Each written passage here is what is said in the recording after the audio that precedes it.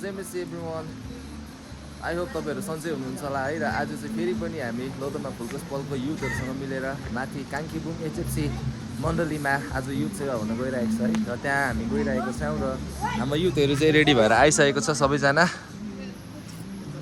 र आज चाहिँ यहाँनिर किरण अङ्कलको गाडी भनिदिएको छ हाम्रो चौकबाट है। र धन्यवाद छ जसले पनि हामीलाई यो गाडी गरिदियो पुग्नुको लागि है। नभए इन्डिभिजुअल बाइकमा अहिले जाडोमा साह्रो पर्थ्यो, तर आज हामीलाई गाडी गरिदिनु भएको छ। र चाहिँ हामी यहाँ घरबाट हिँडेको है।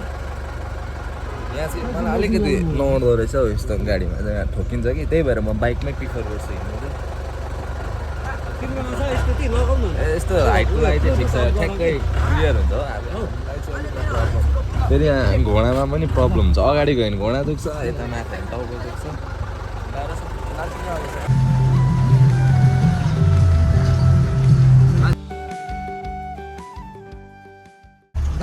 अहिले हामी साथमा चाहिँ यहाँ अर्को मण्डलीको युथहरू पनि गइरहेको छ अगाडि है। सोच्दै थिएँ हामी चाहिँ ढिलो भयो होला भनेर, तर अन्त ढिलो छौँ, तर बाटोमा हामीले साथीहरू भेट्यौँ, उनीहरू चाहिँ अगाडि जान्छ, हामी चाहिँ पछाडि।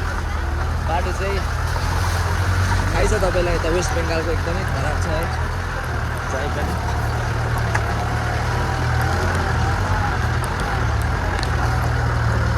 आशा राख्छु हाम्रो बाटो पनि छिटै बन्नुहोस् भनेर। एक्सपिरियन्स ड्राइभरले गर्दाखेरि मात्रै हो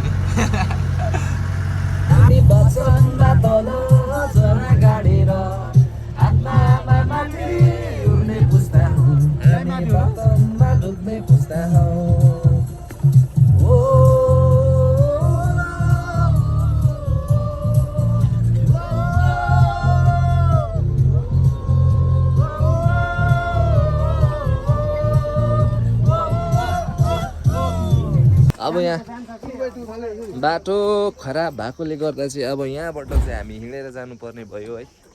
र आज चाहिँ यहाँ सबैजना सानो सानो भाइ बहिनी पनि आएको छ है, उनीहरूको एक्सपिरियन्स बटुल्नुको लागि। त्यही भएर चाहिँ आज गाइड बनेर आएको छु है। अब उनीहरूलाई मजाले लानु पऱ्यो नि यो बाटोमा, फेरि लड्यो ओड्यो यताउता भयो भने त मार्छ होला फेरि, होइन भाइ? सानो भाइ छ अनि यस्तो त छ यस दिँदैछ मलाई, होइन भाइ? एकदम हो दादा। अहिले चाहिँ हामी यहाँनिर है बाटोमा जाँदैछौँ। र म चाहिँ जहाँ गए पनि यतानिर चाहिँ साह्रै यसरी भ्यूहरू देखाउँछु है, किनभने चाहिँ हाम्रो यो यता रिम्बिक लोधोमाको भेगहरू चाहिँ एकदमै दामी छ क्या हेर्नुको लागि। जहाँ हेऱ्यो त्यहीँनिर एकदमै दामी भ्यू, हरियाली, जहाँ हेऱ्यो त्यहीँ हरियाली एकदम। यहाँनिर आयो भने चाहिँ कुनै पल्युसन छैन। यहाँ आएपछि जुनै हरियाली गर्दाखेरि अक्सिजनहरू राम्रो छ यहाँनिर है। वातावरण एकदमै दामी छ। सायद यहाँनिर ग्याब्रोल भाइ ह्यान्डसम भएको कारण पनि यहाँको इन्भाइरोमेन्टले नै होला होइन? ए आस्ति त हो कि होइन के ह्यान्डसम ए छ नि होइन? अन्त त्यही यहाँको इन्भाइरोमेन्ट एकदमै असल भएकोले गर्दाखेरि चाहिँ म यहाँको भ्यूहरू देखाउनु जस्तो लाग्छ। किनभने मेरो हरेक ब्लगमा चाहिँ अब म ठाउँहरू नै देखाउँछु। फेरि अब मान्छेहरूले सोच्छ होला हेर्नेले के साह्रो आफ्नो ठाउँहरूमा देखाएको डाँडाकाँडा मात्रै देखाएको भन्छ भने चाहिँ यो डाँडाकाँडा चाहिँ एकदमै असल लाग्छ मलाई। किनभने यो डाँडाकाँडामा चाहिँ धेरै कुराहरू लुकेको छ। यो चाहिँ म बिस्तारै ब्लगमा भन्दै जान्छु, किन अहिले डल्लै भन्यो भने त बादमा मेरो लागि कन्टेन्टै हुँदैन। कन्टेन्टको लागि राख्नु पऱ्यो है कतिवटा कुराहरू। र एकदमै यहाँ बाटो पनि यस्तो छ जानुको लागि। गाडी आउँथ्यो होला, तर हामीभन्दा अगाडि गाडी चाहिँ गयो, किन त्यसमा चाहिँ 4 व्हिल थियो, यसमा त छैन है। त्यही भएर हामी चाहिँ हिँडेर जानुपर्ने भयो अहिले। र आजको इन्ट्रोडक्सनमा चाहिँ हाम्रो यतानिर चाहिँ छ, नाम भनिदियो भाइ? पासाङ तामाङ, यता अतीत शेर्पा, यता ग्याब्रियल राई, सानो भाइ यता हेर, अंश राई यता हेर भाइ, सुजल राई, यता अगाडि चाहिँ मनिष, उता रिचा राई, यतानिर स्मरणा राई, यता रिया राई।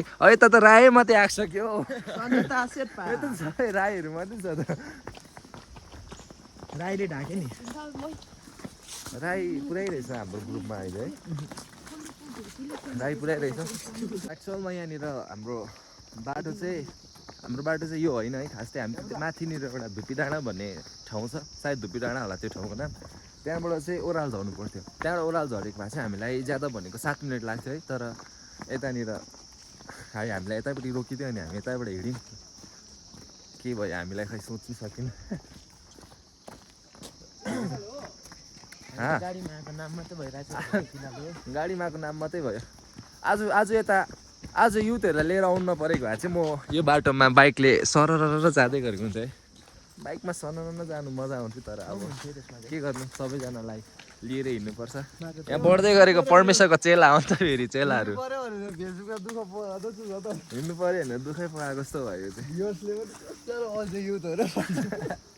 अल्छी युथ त होइन परमेश्वरको लागि सङ्घर्ष त गर्नैपर्छ। स्वर्गमा सुनको मुकुट चाहिँ त्यसै हासिल हुँदैन युथहरू। यसको लागि चाहिँ अलिक सङ्घर्ष गर्नुपर्छ होइन भाइ? पर्छ कि पर्दैन भाइ? एकदम। भाइ एउटा गीत गाइदियो त। कस्तो हो अनि नाचिदिनु भाइ एउटा गीत। अन्त आम्बो चाहिँ यो उबड खाबडको बाटोहरू हिँडेर भए पनि अलिकति सङ्घर्ष गरेर भए पनि हामी चर्चको निकै नजिक आइपुगेको छौँ र चर्च त देख्नु सक्नुहुन्छ त्यहाँनिर छ है, निलो कलरको देख्नु हुँदैछ त्यहीँ हो। र सायद मेरो चाहिँ यो सेकेन्ड टाइम होला। म एकदमै 9-10 वर्षको हुँदाखेरि यहाँ चर्चमा आएको थिएँ होला। अनि उसको बादमा अहिले म निकै ठुलो भएर आइपुगेँ है। अब चाहिँ आइपुगेको छु। हेलो अङ्कल चाहिँ मेसी सन्चै हुनुहुन्छ? ए हुन्छ बस्छौँ भाइहरू बस्छौँ त। र अहिले चाहिँ हामी एचएफसी मण्डलीमा आइसकेको छौँ र है अनि एकदमै हामीलाई यहाँनिर मजाले वेलकम गरेको छ। अनि वेलकमको साथसाथै हामी यहाँ चाहिँ बिस्किट राखिदिएको छ खाजा कम्युनिटी है।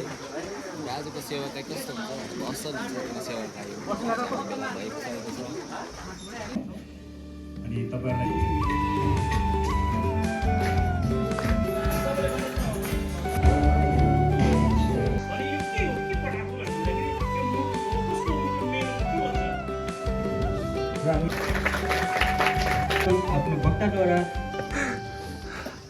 आत्मिक भोजनको खोराक पुग्यो अब है। शारीरिक चाहियो भाइलाई, जाने बडी हेरेरै चाहिएको नि भाइलाई त खास त। कहाँ त्यो बडी चाहिँ जसमा गर न अहिले यसले खाएको देख्यो भने चाहिँ अब मजाले केटाहरू भ्यूमा बसेर खानु ल भाइ। ल भाइ मजाले खुवाइ भाइ ल। दुईजना ए ताङ आउँदै रहेछ नि अगाडि पस लु केटाहरू पस। अगाडि जानु बसिहाल न लु छिटो लाइनमा बसिहालौँ न। अब चाहिँ यहाँ सेवा सकेर खाना पायौँ है। होइन त ग्याब्रेल भएको मात्रै सुट गर्नु मनपर्छ मलाई। यता पनि रहेछ नि त्यता आपा। अरू केटाहरू कहाँ गयो हाम्रो? एकदमै राम्रो भयो आजको सेवा आएर काङ्केबुङ एचएफसी मण्डलीमा युथ गठन युथ सेवा भएको थियो। युथ कन्फरेन्स पनि भन्न सकिन्छ।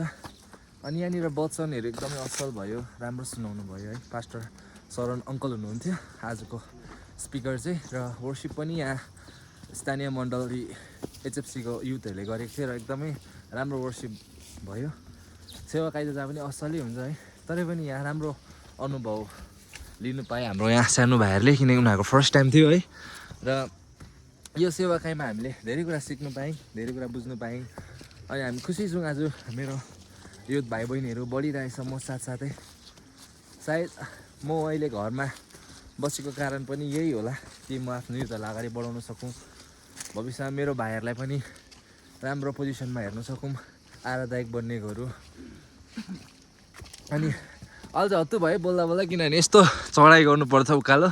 अहिले बाटो चाहिँ हामी किन हिँड्दैछौँ भन्दाखेरि चाहिँ माथि गाडी माथि रोडमै छ अनि हामी जाँदैछौँ। र विशेष गरेर चाहिँ यो लाइनमा चाहिँ म के भन्न चाहन्छु भन्दाखेरि चाहिँ मैले यो ब्लगमा पुरै वचन बोलेको र आराधनाहरू गरेको चाहिँ पुरै भिडियो हाल्न सक्दिनँ, किनभने मेरो स्टोरेज फुल भएको कारणले गर्दाखेरि हाल्न प्रबन्ध मिलेन। मैले सोचेको थिएँ सबै लामो लामो क्लिप्स नै हाल्छु भनेर, तर सोचेको जस्तो भएन है। तर पनि म यहाँ सानो सानो क्लिप भए पनि एड गरिदिन्छु यही ब्लगमा। र हाम्रो फुल गोस्पेल मण्डलीमा पनि आज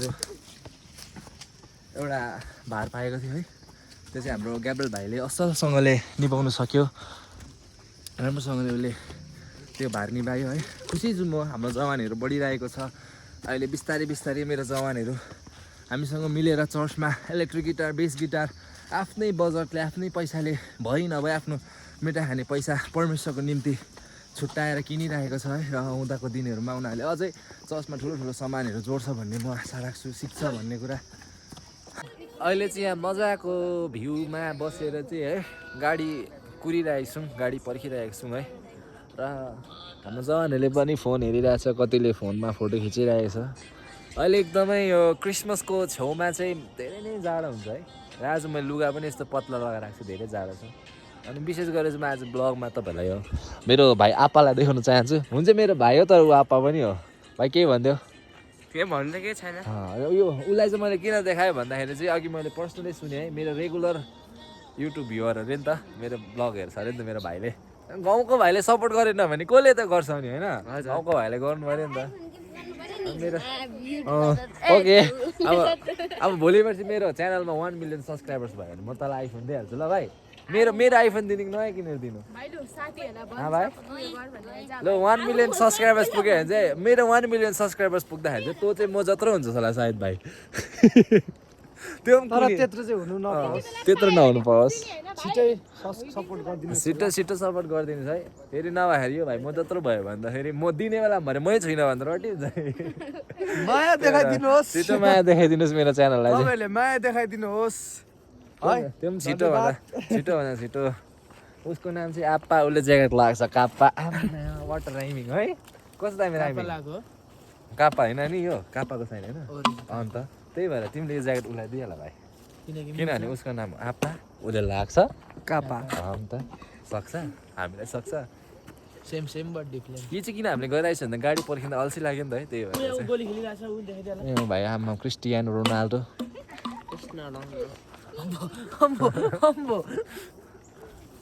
चाहिँ मेरो भिडियोलाई तपाईँहरूले सेयर गरिदिनुहोस् लाइक गरिदिनुहोस् अनि